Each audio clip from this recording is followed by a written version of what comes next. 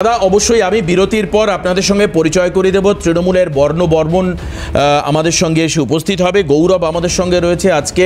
গৌরবের জন্য এই যে আইন ব্যবস্থা নিয়ে যখন কথা হচ্ছে, বাম এবং তৃণমূলের গণ্ডগোলে আজকে কাজল শেখ সহ আরও অনেকের বেকসুর খালাস হয়েছে এই দীর্ঘ আইনি ব্যবস্থা চলার পর। আমি সেটাও হয়তো বা গৌরব তার বলার মধ্যে আনবে, কিন্তু সবথেকে লজ্জাজনক বিষয় যে সৌমেন মহাপাত্রর ছেলে বোধিসত্ত্ব, ডক্টর বোধিসত্ত্ব মহাপাত্রের সঙ্গে এই জাহিরের নাকি সম্পর্ক ছিল। এই বিষয়ে আমরা কথা বলেছিলাম একেবারে খোদ সৌমেন মহাপাত্রের সঙ্গে। তিনি কি বলেছেন আমি অবশ্যই আপনাদেরকে শোনাবো বিরতির পর ফিরে এসে। বিরতির পর ফিরে আসছি, সঙ্গে থাকুন। ফিরে আসলাম আলোচনায়। কিন্তু এই যে অভিযোগ যেটা আসছে যে এই জাহির আব্বাস খান যে সরকারি সুপার স্পেশালিটি হাসপাতালের বিশেষ ঘরে ধর্ষণ করলো, তার বিরুদ্ধে অভিযোগ সৌমেন মহাপাত্র ছেলের সঙ্গে তার সম্পর্ক। অভয়া মঞ্চের সদস্য চিকিৎসক পবিত্র গোস্বামী এই মারাত্মক অভিযোগ করছেন। কি অভিযোগ একবার শোনাবো আপনাদের।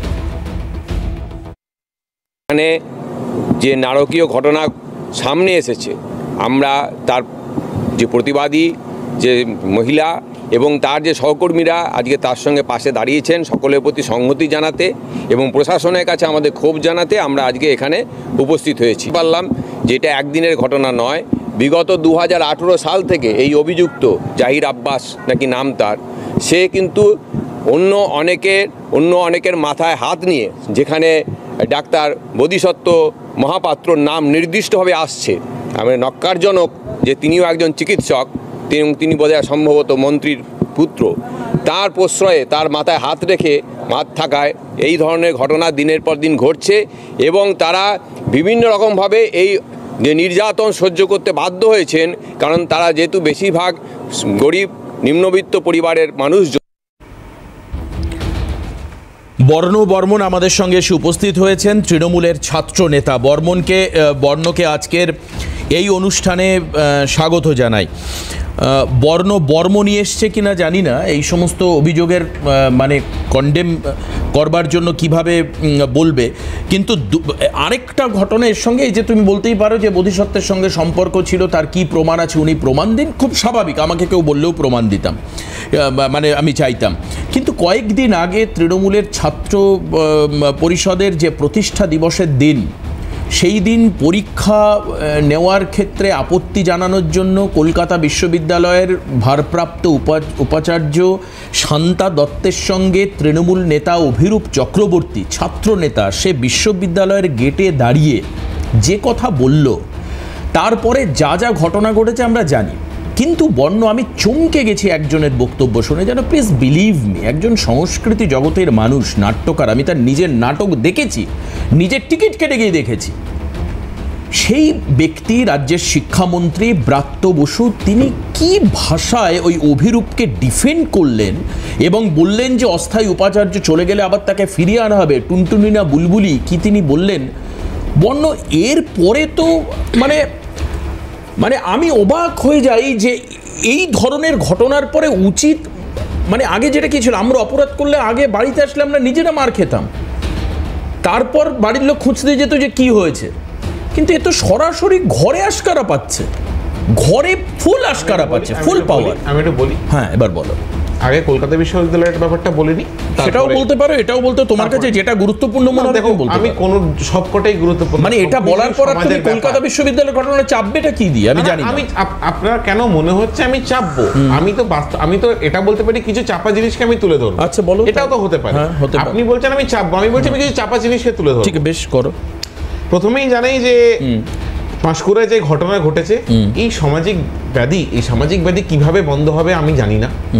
আমরা সকলেই, যে কোনো শুভবুদ্ধি সম্পন্ন ব্যক্তি, সে যে দল করুক, যে মতের হোক, যে ধর্মের হোক, তুমি তো দায়িত্ব এড়াতে পারবে না।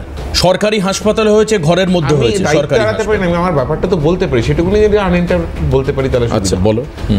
যে ঘটনা ঘটেছে তার তীব্র নিন্দা জানাই, চাপকে পিঠের ছাল তুলে নিয়ে উল্টো করে ঝুলিয়ে মারুক সুযোগ থাকে। এটা আরজি করার পরেও তোমরা বলেছিলে। আমি বলছি তো, আপনি যদি বারবার এটার পরে তো মুশকিল খুব। না, একই কথা বারবার বললে সেটা কি বলবো? হ্যাঁ, তো কি করবো? আমি কি কোর্ট? আমি কি ফাঁসি টাকা দেবো? আমি তো আমার বক্তব্য বলার জন্য ডেকেছেন, এখানে তো নাচ করার জন্য আপনি আমাকে ডাকেননি। আমার বক্তব্য বলার জন্য ডেকেছেন, তো বক্তব্যটা বলতে দিন। আমার কথা হচ্ছে শাসক দল, তোমরা আপনি তো আমাকে তোমাদের হাতে ক্ষমতা আছে, বর্ণ তোমাদের হাতে ক্ষমতা আছে, তোমরা একই রকম সুরে যদি গান গাও তাহলে কথা বলার সুযোগ পাচ্ছি না। না না কথা তো বলবেই, আজকে নয় তুমি বলবে এরপরে। গৌরব আমাদের নিজেদের লোক, আমি গৌরবকে বলবো না, দরকার হলে স্যাক্রিফাইস করে দেবে টাইম। আমার কথা হচ্ছে যে তোমরা বারবার একই কথা বলে অন্যায়ের প্রতিবাদ, আমরা তীব্র প্রতিবাদ করছি। কথা বলুন, প্রথম ঘটনা ঘটলো, আরজিকরে যখন প্রথম ঘটনা ঘটলো তখন তো কানাঘুষো হোয়াটসঅ্যাপে আসছিল বোধিসত্ত্ববাবু নাকি ওই আরজি করেছিলেন বলে কথা আসছিল। আলটিমেটলি সেসব কিছু প্রমাণ হয়নি। তন্ময়বাবু বলছিলেন পুলিশ গিয়ে কেসের ইনভেস্টিগেশন করে, সেই তথ্য তুলে ধরে। সিবিআই তো তৃণমূলের আন্ডারে না, তাহলে সিবিআইয়ের কেন ইনভেস্টিগেশনে সাকসেস রেট এত কম? আমি বলতে চাইছি সবার অনেক আমার আছে সমাজে, আমি একজন মানুষ রেট কম মানে তাহলে তো আমি আপনাকে একটা কথা বলছি, অপরাধীর অপরাধ করবে না। না আমি আপনাকে একটা কথা বলছি, আমি একটা সমাজের মানুষ, একটা দল করতে পারি, আপনি একটা মানুষ দল নাই করতে পারেন। আমি রাস্তায় কি করে এসেছি তার দায়িত্ব আপনি নিতে পারেন? আমি তো আপনার এই স্টুডিওয়ে বসে আছি, আপনার সাথে কথা বলছি, আপনি আমাকে ডেকেছেন বলে আমি স্টুডিওয়ে কথা বলতে এসেছি।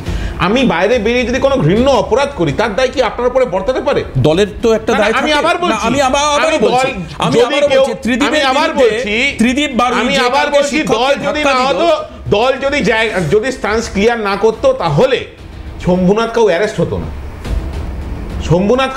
না, দলের স্ট্যান্স প্রচন্ড ক্লিয়ার। আমি একটা কথা বলতে চাই, আজকে এই যে লন্ডনে যখন দিদিমণি মমতা ব্যানার্জি মুখ্যমন্ত্রী গেছিলেন আমন্ত্রণ পেয়ে তার বক্তৃতা রাখতে, সেখানে যে কিছু ব্যক্তি একটা উচ্ছৃঙ্খল পরিবেশ তৈরি করার সৃষ্টি করেছিল, উই ওয়ান্ট জাস্টিস নাম করে তার আড়ালে যে নোংরামিটা করার চেষ্টা করেছিল রাজনৈতিক, সেই এক ডাক্তারবাবু উইদিন দি ওটি অপারেশন চেম্বারে তার নার্সের যৌন নিগ্রহ করেছে, কিছু একটা খামচে দিয়েছে, কোনো একটা যৌন অঙ্গে হাত দিয়ে খামচে দিয়েছে, বলতে খারাপ লাগছে, তার জন্য সে জেলে গেছে। তাহলে অভয়া মঞ্চের দায়িত্ব নিক, অভয়ার মা বাবা দায়িত্ব নিক। আমি বলছি সামাজিক যে ব্যাধি, সামাজিক যে অবক্ষয়, তার কিভাবে সেটাকে রোধ করা যায় তারা সেটা আমরা জানি না, কিন্তু আমরা আশা করি যে এই জিনিস মিটবে। তাই জন্যই তৃণমূল কংগ্রেস এই জিনিসকে সমর্থন করে না বলেই অপরাজিতা বিল আমরা পাঠিয়েছি। সেই অপরাজিতা বিল রাজ্যপাল আমাদের অ্যাকসেপ্ট করেনি। আমরা বলতে চাইছি দেখুন, আমি দল করি, আমি আজকে কিছু করলাম, দল বলতে পারবে না যে না ও রাজ্যপাল অ্যাকসেপ্ট করেনি, এটাও ভুল ইনফরমেশন দিলে রাজ্যপাল অ্যাকসেপ্ট করেছে, ক্যারি ফরওয়ার্ড। দল কি আমাকে বলেছে এটা করতে? কোনো দল কি বলতে পারে? কোনো মা বাবা কি কোনো তার ছেলেকে বলতে পারে তুই যা জঘন্য কাজ কর? তার তো মা বাবাও আছে। আমি আবার একটা কথা বলি, যেটা খারাপ সেটা খারাপ, সে যে দলই করুক, যে ধর্মই করুক, যে বর্ণই করুক। আজকে দেখছিলাম একজন মাস্টার মশাই হত্যার সঙ্গে জড়িত ছাত্র বা ছাত্রী। আজকে ভাবুন তো, এই যে শিক্ষক ছাত্রের যে সম্পর্ক, সেই সম্পর্কের মধ্যে কি চলে আসছে। আমাদের স্কুলে তারা আমরা 600 টাকায় সারা বছর স্কুলে পড়েছি, না ছিল সিসিটিভি, না ছিল কিছু, কোনোদিন তো এহেন ঘটনা ঘটেনি। তো এখন তুমি তৃণমূলের মুখপাত্র হয়ে যদি তুমি গৌরবদের প্রশংসা করো, সেটা তোমার, তুমি যখন ছাত্র ছিলে সেটা নিশ্চয়ই 10 বছরের মধ্যে ছিল। গৌরবদের প্রশংসা না, আমি তো তাই করলাম, আমরা যখন ছাত্র ছিলাম এরকম ছিল না। সামাজিক অবক্ষয় যদি হয়, এগুলো হবেই, আমি জানি। যদি গৌরবরা সমাজের সব দায়িত্ব নেয় সেই সময় তাহলে অনেক ঘটনাই বলতে হয়। তুমি বলছো আজকে এখানে বসে তৃণমূলের মুখপাত্র হয়ে যে আমরা যখন ছাত্র ছিলাম তখন শিক্ষা ব্যবস্থার অবস্থা এরকম খারাপ ছিল না। আমি শিক্ষক বা শিক্ষা পরিমণ্ডলের অবস্থা এরকম কথাটাই বুঝলেন না। সামাজিক ব্যাধির সাথে যদি আপনি প্রফেশন ঢুকিয়ে দেন, রাজনীতি ঢুকিয়ে দেন, তাহলে তো আপনার কোথাও বোঝার অসুবিধা আছে, বাংলা বুঝতে আপনার কোথাও অসুবিধা হয়। আমাকে এটা বলতে হয়। তুমি যেটা বলছো এটা শুধু আমি শুনছি না, সারা রাজ্যের মানুষ শুনেছে, মানুষ তো বিচার করছে, সবাই শুনছেন। দেখো, আমার তো তোমার সঙ্গে বর্ণ ব্যক্তিগত কোনো মানে সমস্যা নেই। আমার কথা হচ্ছে দেখুন, one is agree to disagree, আমি এটাই বিশ্বাস করি। কিন্তু ঘটনা হচ্ছে আপনি যদি আমার পার্সপেক্টিভটাই না বলতে দেন, সেটাকে আপনি না আমি বলতে দিচ্ছি তো, তুমি বলো না, সবথেকে বেশি সময় তুমি না। আমি তো আবারও আপনাকে বলছি যে সামাজিক অবক্ষয় এগুলো হচ্ছে ফলাফল। হ্যাঁ, সামাজিক অবক্ষয় একজন, আমি আবারও বলছি, যাদবপুরে একটা কথা শোনো, আজকে উপাচার্য শান্তা দত্তকে কেউ অভব্য ভাষায় কথা বলে, এবার আমি শান্তাকে ব্যাপারে বলি, করলো ব্রাত্য বসু। শোনো, তুমি একটু শুনে নাও। ত্রিদীপ বারুই পঞ্চায়েত সদস্য তৃণমূল, ঘটনা ঘটালো 30 ঘন্টা আগে, এখনো পর্যন্ত কি বলেছে কিছু বললে না। কুণাল ঘোষ বলল এটা বিচ্ছিন্ন ঘটনা, আমি তো তোমায় বলে দিচ্ছি। আরে কোট আনকোট কি বলেছে আপনি চালান না, আপনাদের তো এত স্ট্রং আর ওই অভিরূপ চক্রবর্তী কি বলেছে আপনি চালান না। অভিরূপ চক্রবর্তী কি বলেছে তাহলে সেই বাইটা আমাকে জোগাড় করে এখন তোমায় চালাতে শোনাতে হবে। তোমার সৌজন্যে না, আমি ওর বক্তব্য পেয়ে যাবে, তুমি সেটা ঘাবড়ে যেও না, তুমি পেয়ে যাবে। আমি রিকোয়েস্ট করছি আমার যারা কলিগ রয়েছেন, অভিরূপ চক্রবর্তী 28 লাস্ট মান্থে 28 তারিখে তৃণমূলের ছাত্র পরিষদের যেদিন জন্মদিন ছিল সেই দিনে কলকাতা বিশ্ববিদ্যালয়ের উপাচার্য দায়িত্বপ্রাপ্ত উপাচার্য শান্তা দত্তকে যে ভাষায় ইউনিভার্সিটির গেটের বাঁ পাশের মঞ্চের উপর দাঁড়িয়ে যে ভাষায় মানে বলেছিল, সেই বক্তব্য আজ আরেকবার আবার আমার কিন্তু বর্ণের রাজনৈতিক অবস্থান নিয়ে এখন ডাউট হচ্ছে। একটু আগে বললো যে এর আগে শিক্ষা ব্যবস্থা হেভি ছিল, এখন বলছে ছাত্র নেতার ভিডিও আরেকবার চালাও, মানে আরেকবার আপনি আপনার কথা আমার মুখে বসিয়ে দিতে পারেন, শুনুক যে কি বলেছে। put my words onto my বর্ণ বলছে যে আমাদের সময় শিক্ষা ব্যবস্থা হেভি ছিল। You cannot set perception based on